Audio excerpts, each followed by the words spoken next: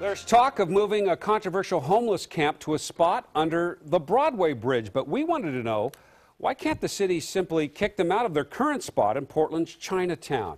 It is 5 o'clock, and good evening, everyone. I'm Jeff Gianola. And I'm Kelly Day. Thanks for joining us. That is a good question. Now, this camp was formed by a group that calls itself Right to Dream 2. It went up right there at Northwest 4th and Burnside after the landowner lost a bitter battle with the city.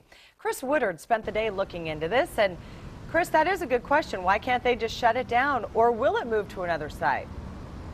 Well, first of all, we're told that those negotiations are still underway tonight, but they are now coming under increasing scrutiny from people wondering why the city's negotiating at all. And to answer your other question, Kelly, it's the same thing a lot of people are asking. If what these campers are doing is wrong, why doesn't the city just kick them out?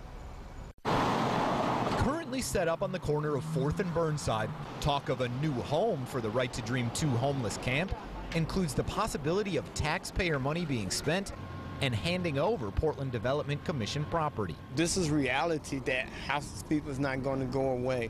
The proposed new property is located on the edge of the Pearl District. And late this afternoon, the Neighborhood Association sent a letter to Commissioner Amanda Fritz, who's handling the negotiations for the city. They're blasting the project and the city's negotiation process, calling it a violation of trust and integrity. They claim the city avoided public input because leaders knew it would be controversial. We tried to track down Commissioner Fritz by phone, and when she didn't return our calls, we went to City Hall. We were told no one in her office was available. You can't keep people out of a private residence when they hold a lease. We also wanted to get answers for KOIN viewers who want to know why the city is negotiating with the camp instead of just kicking them out. These folks are technically tenants. They've signed a lease with a landlord to occupy those premises. So the city of Portland, for example, can't just go around kicking tenants out of landlords' properties. So the big problem, the fight here, is really between the landowner and the city, and it is nothing new. That particular piece of real estate has been a sore spot for the city of Portland and that landowner for many years. All of this started when the city shut down the landowner's adult bookstore. He responded by leasing the land to the homeless group for $1 a year.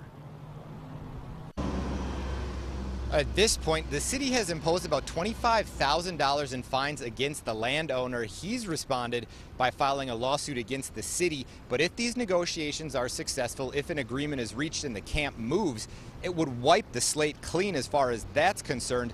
We're told the holdup here is the landowner doesn't want the city imposing any restrictions on what he can do with that land if the homeless camp moves.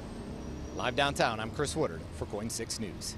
And KOIN 6 will continue to monitor those negotiations and bring you any new information on air and on our website, KOIN.com.